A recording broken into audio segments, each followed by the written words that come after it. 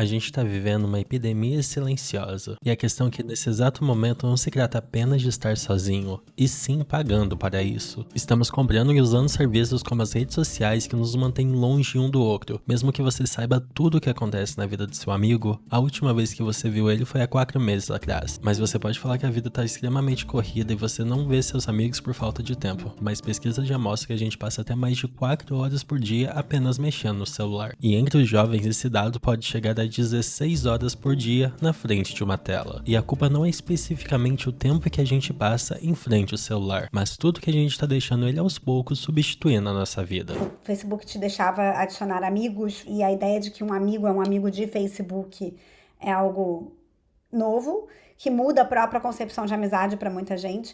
E agora quando ele decide que ele vai introduzir amigos que são, na verdade, chatbots de inteligência artificial, e ele posiciona essa inovação como algo que responde à epidemia de solidão. Então, o que ele está dizendo é, o americano médio tem menos de 3 amigos, o que é um dado muito triste, né? Se ele levasse em consideração os amigos de Facebook, ele não estaria dando esse dado.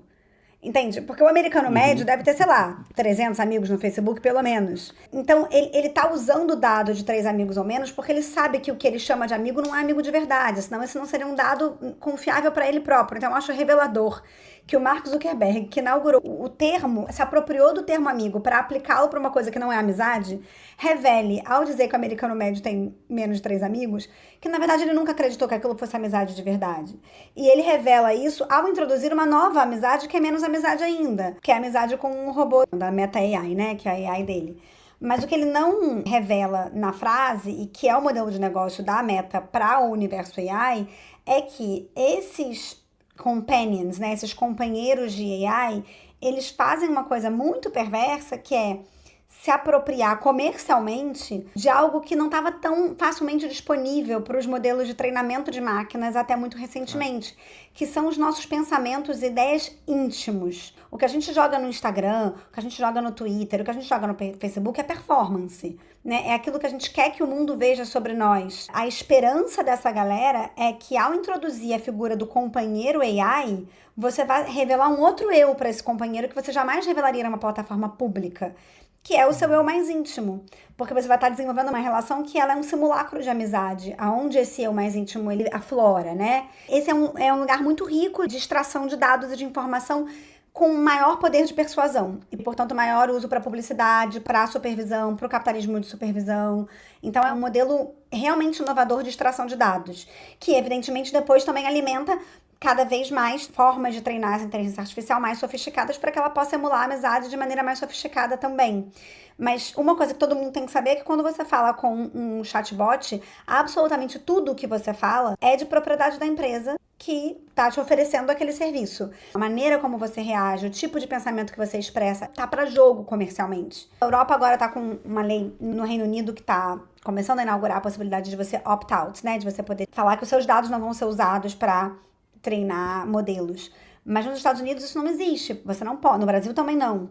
Então, você pode até pedir para que alguns dados específicos sejam apagados. Existe todo um debate sobre o direito ao esquecimento, mas você não consegue opt-out completamente, né? Sair completamente desse modelo extrativista de informação. Há um estudo que mostra que quanto mais tempo a gente passa conectado digitalmente, mais isolados socialmente nos tornamos. E isso não começou agora com o celular. A gente só está vivendo agora o capítulo mais recente dessa enorme história que começou lá na televisão. Aparelho esse que passou a deixar a população mais tempo em casa, sozinha, mas com um grande entretenimento para ser assistido. Se a internet é o motor da solidão moderna, a televisão foi a faísca inicial. E quando você combina esses dois com a lógica do capitalismo moderno, o resultado é extremamente previsível. A empresa tem mais lucro quanto mais sozinhos a gente se sente. A solidão, com certeza, é um dos piores sentimentos que o capitalismo alimenta dentro da gente. Eu não sei pra vocês, tá, monetes? Mas aqui, pra mim, uma das minhas maiores viradas de chaves de tipo assim, caramba, eu sou adulta,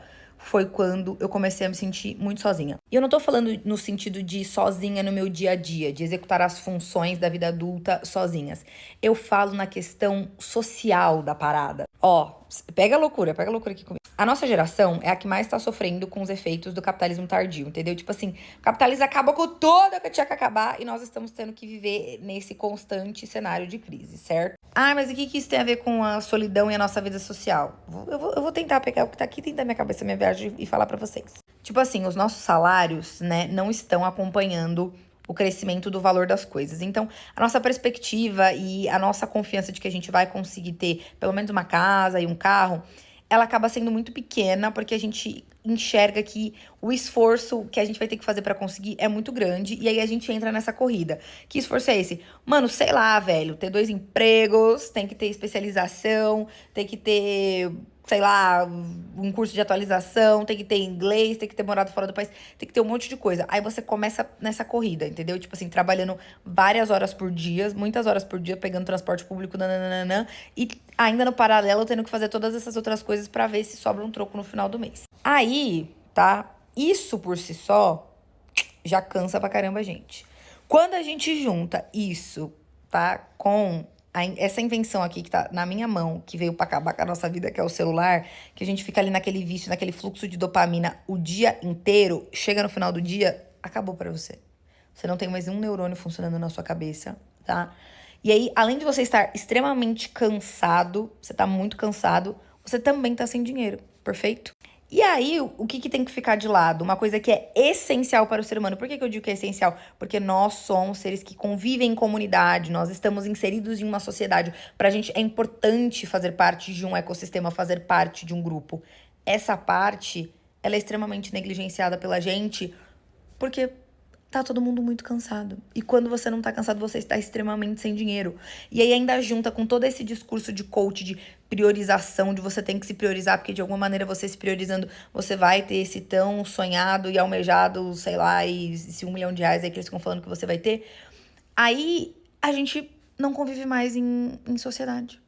A gente só fica sozinho dentro dos nossos telefones e das nossas casas, e a gente não sai mais pra conviver. Nos anos 90, as ruas estavam cheias de gente, igrejas lotadas, clubes lotadas e reuniões com churrasco. Havia presença, havia rotina coletiva, um tecido social vivo e cheio de nós. Com o tempo, isso foi se desfazendo. A indústria automobilística transformou ruas em rodovias. Bibliotecas perderam espaços para shoppings. E a televisão ganhou mais 300 horas de entretenimento por ano para deixar você mais sozinho em casa e consumindo a maior quantidade de anúncios possível, porque a lógica é muito simples. Quanto mais isolado você se sente, maior é a sua vontade de consumir. Seja uma blusinha na Shein que você vai pagar R$19,90 ou um lanche que vai sair mais barato porque agora você faz parte do Clube iFood. E tirando todos os anúncios que a gente assiste diariamente que faz a gente pensar que é um labubu que vai fazer a nossa vida mais feliz. A internet não só nos mantém em casa, ela nos leva para um outro plano da realidade. Um plano onde tudo é metrificado, monetizado e manipulado. Porque cada segundo nosso online está sendo explorado por alguma empresa. Porque a sua atenção é a moeda de troca mais valiosa e a empresa sabe muito bem disso. Em média, a gente consome de 400 a 1.000 anúncios por dia, sem perceber. Agora imagina o estrago que esse tanto de anúncio não faz na nossa cabeça. A lógica dos anúncios é muito simples. Oferecer experiências personalizadas para o problema que ela mesma criou. As empresas não dizem isso. Elas usam outra palavra, comunidade. Mas quando uma marca precisa fingir que é sua amiga, talvez você precise se perguntar: cadê o seu amigo de verdade? Porque quando você precisa de ajuda e de apoio real, um amigo pode te dar isso de graça. Mas se você estiver sozinho, há sempre um serviço, um aplicativo ou um influenciador pronto para suprir essa ausência, em troca de um clique, de uma mensalidade ou de parte do seu tempo.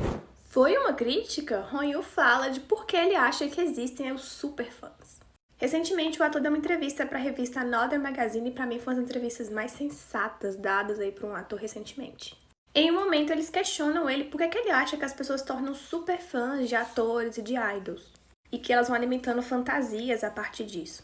E ele respondeu que era uma pergunta polêmica, mas na percepção dele tudo tinha a ver com a solidão. Ele falou que é até um tanto contraditório ele pensar nisso, porque tecnicamente eles criam, eles projetam o ator e o idol como um produto de consumo, mas o que leva as pessoas a ficarem obcecadas é a solidão. É elas se sentirem tecnicamente sozinhas. Depois ele foi questionado sobre aqueles fãs que ficavam mais obcecados ainda e alguns que inclusive se tornavam haters depois. E ele explicou que ele, como toda celebridade, ele também tem essas pessoas com desse jeito com ele. Que primeiro as pessoas se tornam obcecadas por aquele famoso e passam inclusive a persegui-lo numa coisa infelizmente naturalizada na cultura do entretenimento coreano. E muitos passam a se tornar haters. Ele fala que as pessoas que despertam ódio também na internet, muitas vezes eles são ex-fãs. E que no início da carreira dele ele se incomodava muito com esses comentários de ódio, mas hoje em dia ele tenta ignorar. E por mais que ele tenha abordado essa polêmica dos fãs mais obcecados, ele falou que são os fãs que inclusive mantêm ele fazendo um bom trabalho. Já que saber que tem várias pessoas que consomem e gostam daquilo que ele produz desperta um certo senso de responsabilidade, de missão. E que ele tenta focar nisso para aproveitar aí a fama e não sentir a pressão dela. E ele chegou a refletir, teria algum significado do que eu faço se os fãs não existissem? Eu achei uma constatação assim tão profunda dele, porque é o primeiro momento que ele consegue entender que de fato ele é um produto de consumo. O mundo virtual é muito mais reconfortante. Ele parece que nos abraça acalorosamente e nos mostra só aquilo que a gente quer ver. Porque às vezes parece ser muito mais fácil existir no digital do que fora das telas. Porque as empresas ganham milhões quando elas tornam a sua experiência digital o mais fluido possível. Enquanto isso, bibliotecas estão fechando, parques estão virando estacionamentos. E um almoço simples com os amigos parece bem mais difícil do que organizar um pedido simples em um aplicativo. Um executivo da Netflix já disse isso. O maior rival das empresas é o sono, porque é o único momento do dia que não pode ser monetizado. E o mais irônico disso tudo é que a gente precisa se lembrar de fazer coisas naturais, ou simplesmente sentar olhando para o nada enquanto o tempo passa, sem nenhuma tela em frente aos nossos olhos. A pandemia só acelerou o projeto de solidão que já estava em curso. E agora a gente está chegando na borda de uma nova era, a economia da simulação, onde viver mais online será cada vez mais fácil e muito mais incentivado. Futuramente você vai ver propagandas no marketing, nos anúncios e nos aplicativos de IA que prometem te entender melhor do que qualquer amigo. E quanto mais personalizado a experiência, mais sozinha ela pode ser. E isso não é coincidência, é design. A gente está criando vínculos emocionais muito mais fortes com uma inteligência artificial do que com pessoas. E eu nem tô dizendo isso como uma crítica, é mais uma constatação mesmo. Eu vi uma pessoa parada num banco conversando com o chat e ela parecia tão entregue. E aí eu me dei conta, a IA virou um lugar seguro. E sabe por quê? Ela não julga, ela não ri do que a gente sente, ela não interrompe, ela não desvia o olhar quando a gente desaba. Ela só responde, escuta, acolhe.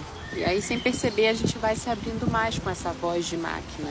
Mais com ela do que com, às vezes, uma pessoa que está do nosso lado.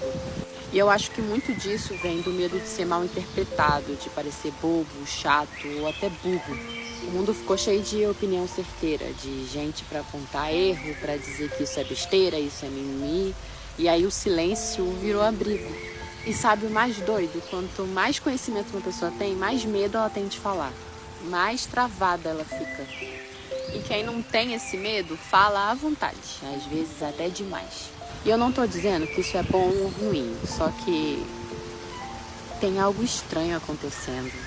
Sei lá. A gente tá com medo da gente e se sentindo mais à vontade com uma inteligência artificial do que com uma pessoa humana real. Talvez seja só uma fase, talvez seja um alerta, talvez a gente só esteja tentando se ouvir de alguma forma, sabe? Mas aí que fica o questionamento. Se a gente consegue ser tão verdadeiro, assim como uma máquina, será que não está na hora da gente tentar ser assim de novo com o outro? Não sei, muitos questionamentos. E mesmo assim, seguimos aqui, com os olhos na tela, consumindo pessoas igual a gente através da tela, achando que isso vai nos deixar mais humano, porque é o que a gente está aprendendo, a consumir criadores de conteúdo para ver se a gente forma uma comunidade, sendo essa a única forma de escapar dessa solidão mundana. Então eu acredito que o futuro não é tão ruim assim se você achar a sua comunidade, pessoas que pensam igual a você, que entendem o seu posicionamento, e mesmo nos dias difíceis, mesmo online, você vai ter alguém para conversar. Acredito que as gerações futuras vão sofrer muito mais com essa era digital, porque elas não conseguem mais postar foto hoje em dia sem achar que está sendo criticado. Elas já desabafam com o chat GPT e quase não saem de casa. Então, às vezes é necessário que a gente pare e pense até que ponto é humanamente correto a gente desabafar com uma máquina que só tá roubando nossos dados do que com uma pessoa que pode entender a gente. Então, eu acho que o sentido de ter uma comunidade vai ser cada vez mais forte daqui para frente. Oi, meu nome é Tony Venâncio, o criador desse canal. Eu criei esse canal para falar sobre temas de sociedade e mídia no geral, mas se você gostou do conteúdo, eu te peço encarecidamente considere se inscrever no meu canal. Isso ajuda muito meu trabalho aqui na plataforma. E é isso, te espero no próximo vídeo.